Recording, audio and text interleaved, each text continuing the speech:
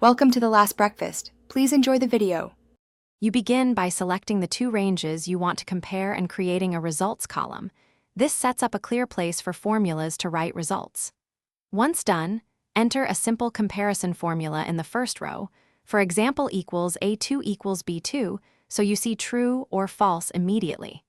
Make sure numbers are numeric and consistent. Convert text numbers first. Doing that prevents false mismatches and means the next steps operate on real numbers rather than formatted text. Now you expand the formula down the column to evaluate every row.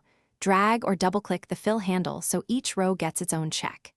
If you need matches across lists rather than row by row, use COUNTIF or match.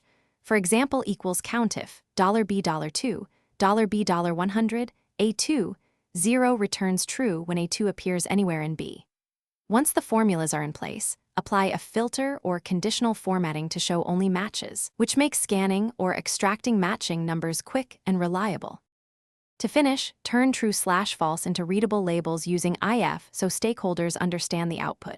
Then copy and paste special as values if you plan to sort or join tables. Once done, you can extract matched rows or create a summary pivot. If results look wrong, make sure you trim spaces, remove non-breaking spaces, and confirm identical signs and decimals. Use trim, value, and round to standardize inputs. If problems persist, recheck source formatting and recalc formulas to resolve hidden issues.